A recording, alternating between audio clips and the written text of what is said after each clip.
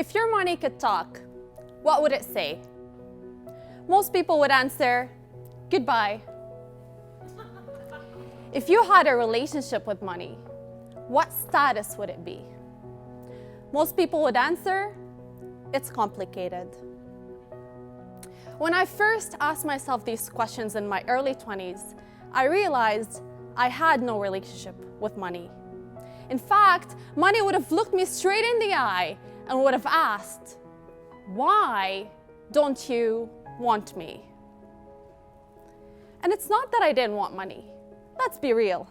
On the surface, most of us want to be financially independent and secure. But our limiting beliefs with money don't lie on the surface. Growing up in Lebanon, my dad was an engineer. He landed a job in a private school.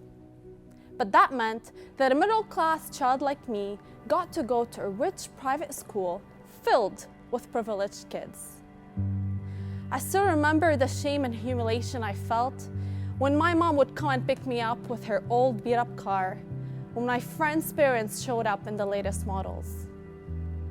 I remember the intense guilt I felt when I had to tell my dad I needed a pair of glasses for the first time, seeing the stress and anger he felt hearing about an extra expense. And I remember the humiliation I felt being bullied because of the uncool, unbranded clothes that I wore. And I remember the jealousy I felt coming back from my friends' villas into my modest little home. Growing up, I always wished we had more money. But I also recalled hearing negative things about people with wealth. They're associated with corruption, greed, looked as being heartless or selfish. People who manipulated the system or took advantage of others. I guess the devil does wear Prada after all. So, how can you want something when you have such conflicted views on it? And when I came to Canada at 16, my whole world changed, but our financial situation worsened. I went from middle class to welfare.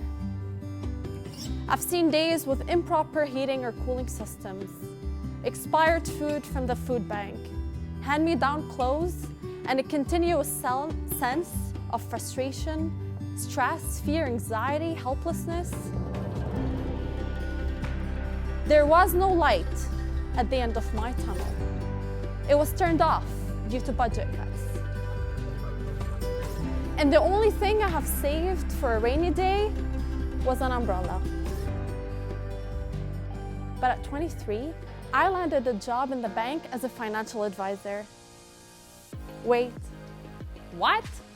My family is still living on welfare, and now I'm in a position to help people in a system about money? Talk about feeling like a fraud. Every day I'd go in the bank and I'd hear stories after stories about people dealing with all sorts of financial adversities. And I really wanted to help my clients stand back on their feet, but not by missing car payments. I knew the products that we offered, but I also knew that I couldn't be of proper value or help unless I talked the talk and walked the walk. So I looked money back in the eye and said, okay, let's talk. Let's date. Let's get to know each other. Take me out. Show me your potential. And if you promise to be there for me, I will save you. So it started. My very first relationship with money. I went and bought every book I can find on the topic, studied it from every angle: the energy of money, the soul of money, the art of money, Think and Grow Rich, books on investing, book on finance. I read and studied and saved and invested. I dreamed big and I dared to believe in the possibilities. And every single day I was tempted to go back to my old ways, to feel like a victim of my circumstances.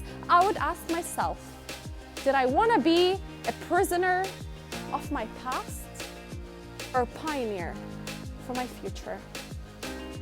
And at 28, when the headlines of the Toronto News were filled about the housing bubble and the millennials' inability to participate in real estate, I bought myself my first condo downtown Toronto on Bay Street.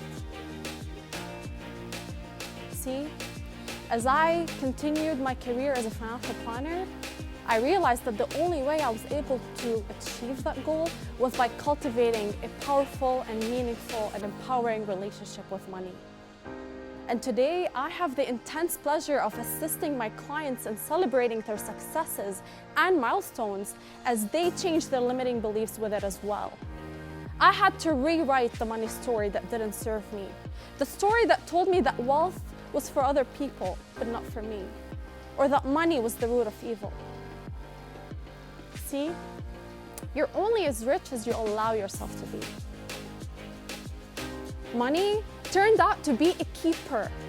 Until death do us apart, I vow to continue exploring, expanding, and appreciating my relationship with it as I help others do the same. So, when is your date with money?